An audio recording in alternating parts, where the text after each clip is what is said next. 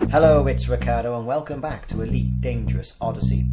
Updates are coming and Dev Update 7 is due to drop September 2021, and in that, quite a few fixes and some quality life improvements. Let's take a look.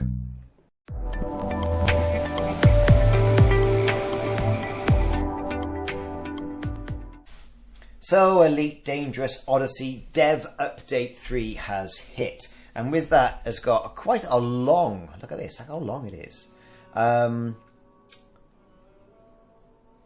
list of things they're going to fix in the next coming months. I don't think it's going to happen all of a sudden, but hey, who knows? So what they're going to say is they're going to talk about, straight off the bat, we're going to talk about lighting and illumination in Elite Dangerous Odyssey. So they've said they've made a large number of updates to the game, and cut a very long story short, what they're saying is it's fixed. What they're also saying, they've made additional changes to areas such as fleet carriers and exterior station lighting, which will be deployed in Update 7, which is good stuff.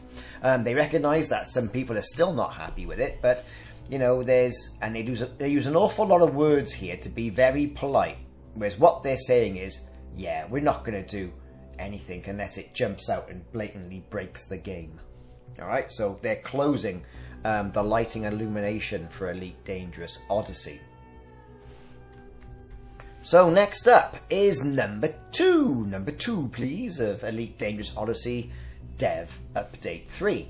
Degraded terrain textures compared to what you got on Elite Dangerous Horizon. So they've been monitoring your feedback following Update 6, and we're now satisfied that this issue has been largely resolved and will be marked as fixed, with the final changes set to arrive in Update 7. Great. And again, you know, if anything really does break, let them know. So number 3 is frames per second, right, in the first-person shooter aspect of Odyssey. Now, I'm going to say that it's in the first-person shooter aspect of things, because you don't get the problem, or I don't get the problem, when I'm flying around in the ship. So what they're saying is further improvements being made to this area, including optimizations to the nav mesh, the lighting system, the terrain, NPCs, glass shaders, and scatter rock. I think it's the glass shaders that, for me, they cause the most problems.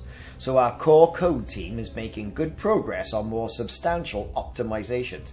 Good. But that'll be coming in Update 8. So not even in this update. And I've got quite a high-end PC. Or well, it was a couple of months ago, and how fast these things go. And my God, if you've seen my stream, it struggles. Anyway. Number 4. Nothing to do on long shuttle rides. Yes, the old Apex shuttle. Well, Update 7 will provide the opportunity for players to redirect Apex shuttles in transit, avoiding instances of players feeling trapped into long journeys. We will look to mark this issue as fixed in line with Update 7. Freeing up your votes to contribute to other issues. We don't want to hear any more on this subject. You're going to be able to redirect them in the middle. Stop moaning. That's what they're saying. Number 5. Invincible Thargoid Heart. They have identified a cause and are deploying a fix for this in Update 7 to ensure the fix has worked as intended. We will leave this issue open for a time. And thank you, blah blah blah. So, yes. Thargoid Hearts. Invincible. I mean, how much Thargoid shooting do we really do in the game, as opposed to moaning about, and I moan a lot about this, frames per second. That, I think, anyway, whatever. It's a quick win, they fixed it, job done. So frame rate drops post Update 5, so again we've got a more frame rate, and Update 7 will include changes to the game's nav mesh, which we believe resolves any potential performance impact from Update 5. We will therefore mark this issue as fixed. The following issues will also be resolved in Update 7, because they got sick of writing now and they're grouping them all together. non-human signal sources, the NHSS in Elite Dangerous Odyssey, are empty. Yes, they were. Fleet carrier and module costs not included in overall wealth. Okay.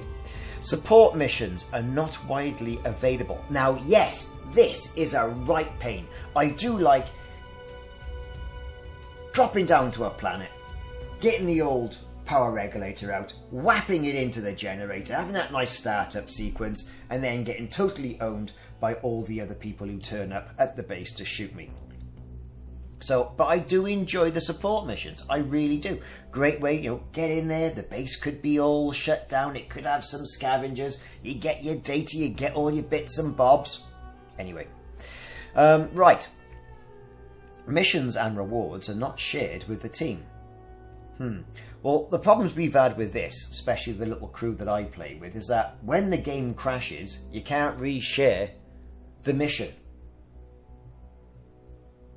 Anyway, a previously present codex entry is now missing. Good for them. Stolen tritium cannot be donated into a fleet carrier's fuel depot. So are they resolving it so it can be if it's been stolen? Okay. Too much CC returned when systems revolt. CC. You're going to have to help me out there what CC actually means. Mission reward material missing. Deposit fragments stuck inside the rock. Yes, we've seen that. Unable to interact with comms panels in headlock. Sometimes. Some rock scatter only visual in the right eye in VR. But hang on, I thought they weren't doing any more tweaking about and messing about with VR. But anyway, some rock scatter only visual in the right eye in VR, so they have fixed it. Seeker and Packhound missiles do double damage against shields. So hang on. The following issues will be resolved. Seeker and Packhound missiles do double damage. So are they resolving that? So it won't do double damage? Shame. Because that's, to be fair, one of the best reasons of having a Packhound set of missiles, really. Because unless you have millions of them, there's not an awful lot you can really do. As spectacular as they look. Choosing influence reward from missions gives no influence. Yes, I was moaning about that yesterday. And conflict zone captain defense incorrectly rewards a credit bonus for the enemy faction. In addition to Odyssey 7's update, we are pleased to confirm a number of these fixes and quality of life improvements will be deployed to Horizons players on both PC and consoles in September. We will of course share full patch notes around both releases. So then they go on to talk a bit about then upcoming content and updates. Right, and this is where it starts to get a little bit interesting. And they're at various stages of development. It's not final. The following items are planned to be included in Update 7, which is scheduled for mid-September. Right? So, in addition to all these fixes, right, here's some new stuff. Some new shiny stuff to give us. Right? Okay. What are we going to get? Conflict zone, anti-air defense and dogfighting. Since the launch of Odyssey, many brave commanders have dropped into Odyssey's conflict zone to support their chosen faction. Blah, blah, blah, blah, blah, blah, blah. But, and here's the big but, what do you do? What do you do once you're in there? Right? So what they're going to say now is each active conflict zone will have new anti-air turrets to defend against airborne attack. Because we all know, you fly in there, you let your dumbfire missiles off, game over.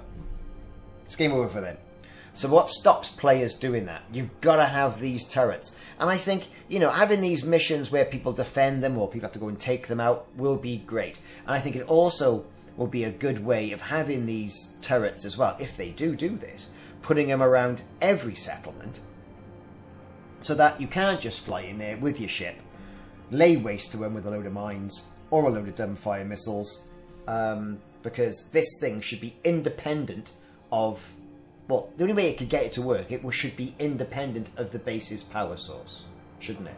That's how it would work in the first person aspect of the game when you're doing these missions, like, you know, shut the power down, or you're doing missions like support missions. The turret would have to be independent of the base's power supply to protect it, right? Otherwise, you're just going to fly in, lay waste to them with your missiles. In the conflict zones, however, the bases are going to have power. So what you're going to have to do is go in there and hack them and take them offline.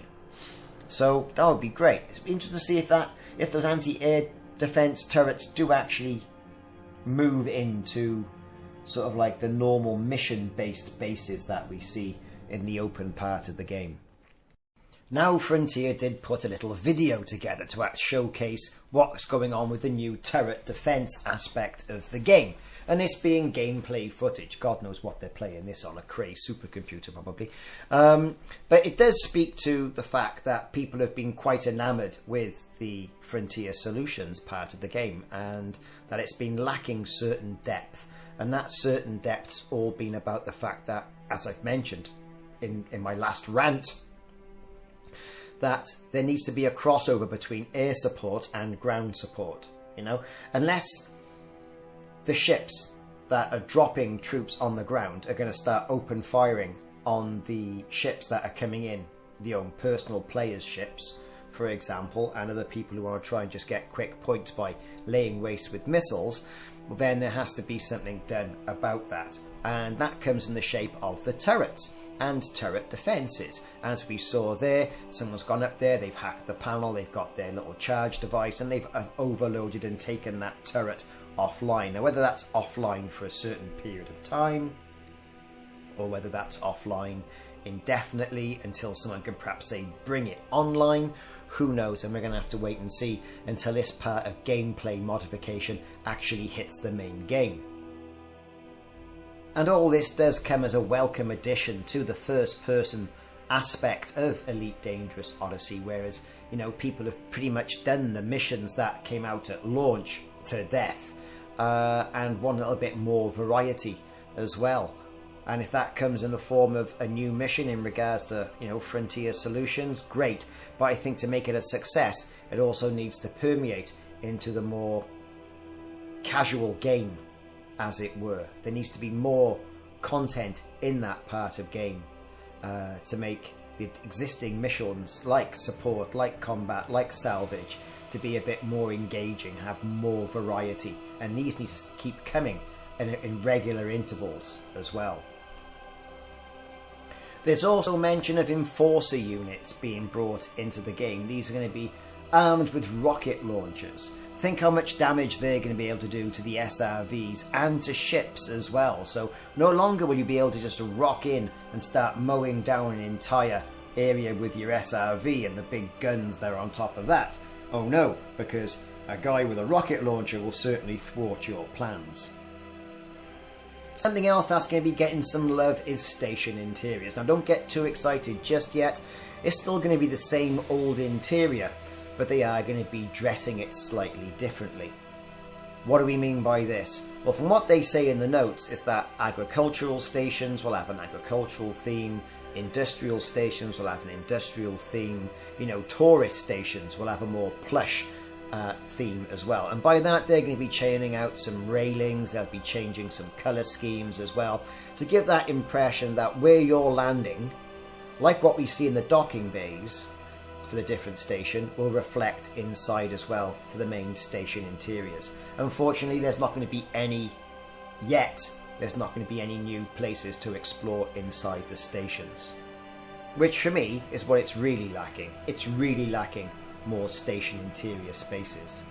As we also mentioned in the following notes, update 7 is going to give us Apex Redirect. All these people who have been saying, oh, I'm bored, or I can't cancel it, I've gone the wrong way, I'm going to the wrong system, in their Apex Shuttle, you're going to be able to get in there and with a new designed user interface either do a local redirect or do a long distance redirect to a particular part in the bubble and not get stuck in that Apex taxi. So worth mentioning is that Horizon's cosmetics will be now available in Odyssey. A lot of commanders went out and modified their commanders with some swanky suits and some decent threads. These have been missing up to now, but they'll be brought back into the game. 4-player multi-crew. Do we really need that? I don't know. I mean, okay, so it's an issue that needs to be fixed. There's been 3 up until now. More seats need to be put in as well to accommodate these dual commanders in different ships. Great, that's what they want to do. Fantastic.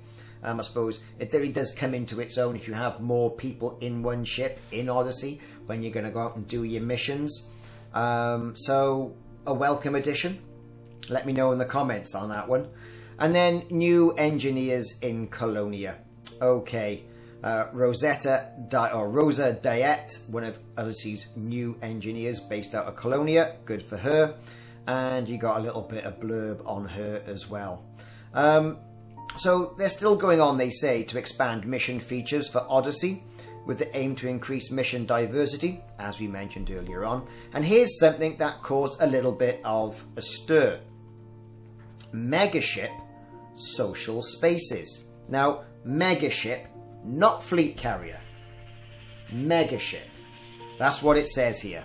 Last but not least, we're excited to share that work is now underway to bring social spaces to megaships. This will allow us to position a base for on-foot services such as Visagenomics and Pioneer Supplies anywhere in the galaxy. As with previous development updates, what we've shared today is just a snapshot. Blah blah blah blah blah blah blah blah.